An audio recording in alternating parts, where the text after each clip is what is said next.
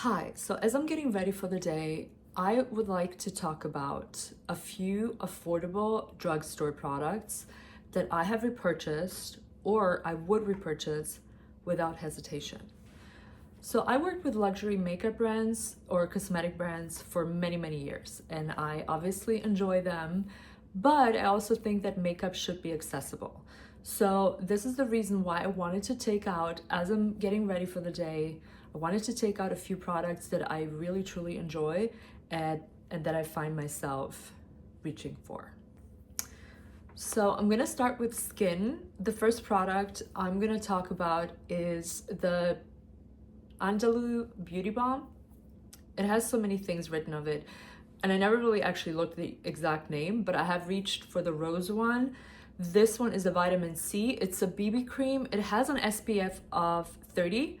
They use zinc, which is a 20% zinc oxide in it, which I think is a pretty good amount of zinc. So it's kind of like your good everyday sunscreen. Maybe not if you're, I don't know, if you're in the sun all day, maybe it might not be enough. But for like a going to work and back, etc., this is pretty good. It does have hyaluronic acid, vitamin E, and aloe vera.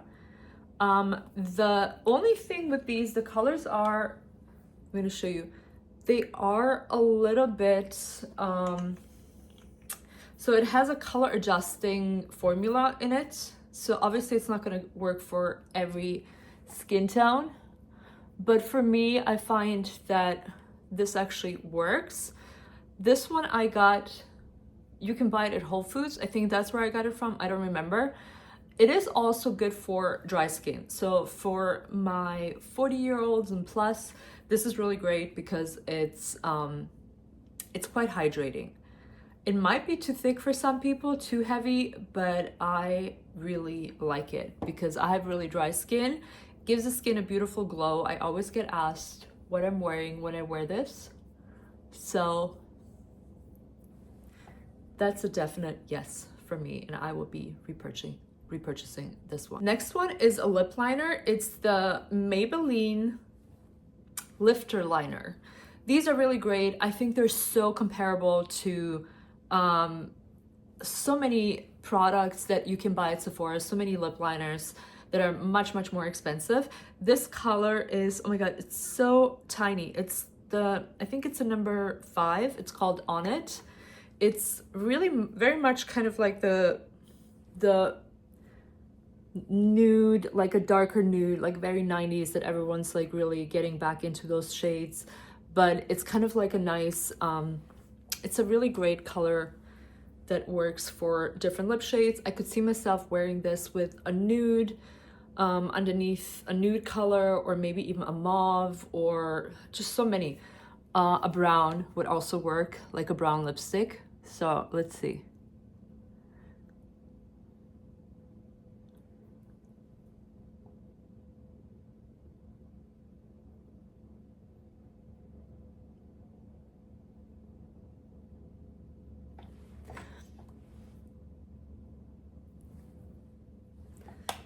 It's really nice. I mean, it's quite long wearing. I don't know if you could see. I have lotion on my hands, so it does come off because it's basically oil. Oil breaks down everything. But I think once you let it set, it's pretty long wearing. So this is another one. Third place would be, I mean, not third place. The third one would be mascara. It is the Telescopic Mascara by L'Oreal. This has been around for such a long time. It has the wand is like this very skinny wand, which I like. Yeah, it's a really good mascara. It gives you length. I curled my lashes, so I'm gonna apply it. It gives you length, and if you're careful how you apply it, it doesn't give you clumpy lashes. So, and I don't like really thick mascara. I actually don't really like false lashes either, which is kind of controversial. But this one is really great.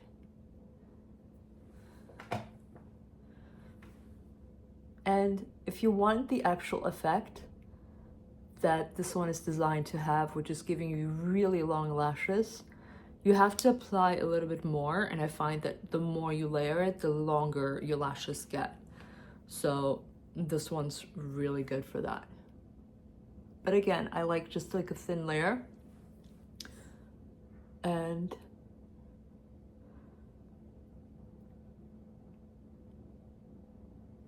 okay. So that's all I'm gonna do for today. Oops.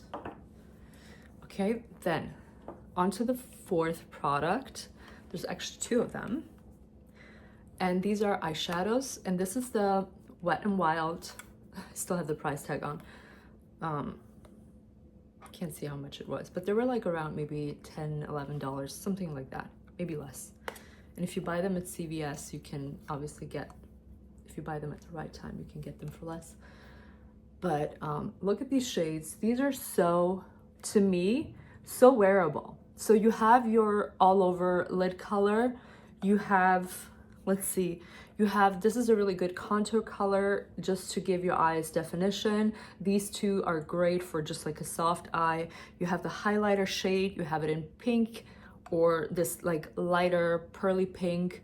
You have these mattes, which is the, you know, matte black and brown, which I feel like are so universal. You have a burgundy, you have a deep plum, which has a little bit of a pearlescence, and then you have these rose gold shades. I mean, this palette is so great. The pigment is good. I mean, it's not like crazy pigment, but I've worked, again, with so many luxury products or luxury brands that don't really have really strong pigment. So a pigmented eyeshadow is not really an indicator for the quality. And I find that for everyday use, maybe you don't want that much pigment, especially once you're 40, 50, and unless you're a professional makeup artist and you're really good at blending and controlling the pigment, having something that has a decent amount of pigment with good colors, I mean, you can't really go wrong with them. And I actually also ended up getting this one. So these are the, I forgot to say the brand name. Obviously it's Wet n Wild, if you can't see, or if you haven't seen. This is the Heart and Soul, S-O-L, and the other one was Nude Awakening. So these are them next to each other. Now this one I had to get because it's so cute. The colors are so pretty. It has this like beautiful rust brown. This is something I haven't really played around with too much, but I could see somebody who has maybe blue eyes for the summer. This is your palette. Look how gorgeous this is. I mean, it's really, really pretty. So yeah, these are a must. I think there's one or two more shades or like two more palettes that I didn't get, but I think they're all pretty good. And then last but not least is this. Now, this is not a mascara. This is the Garnier Fructis Sleek and Shine Frizz Tamer. So as I started letting my grays grow out, as you know, when the hair has less color, less pigment, it becomes a bit more porous, the texture, so the grays become a little wiry, which is kind of annoying because even if I leave my house looking fine, throughout the day I find there's like strands of hair that are sticking out. And this is great. I have this in my purse, and all I do is you just basically go in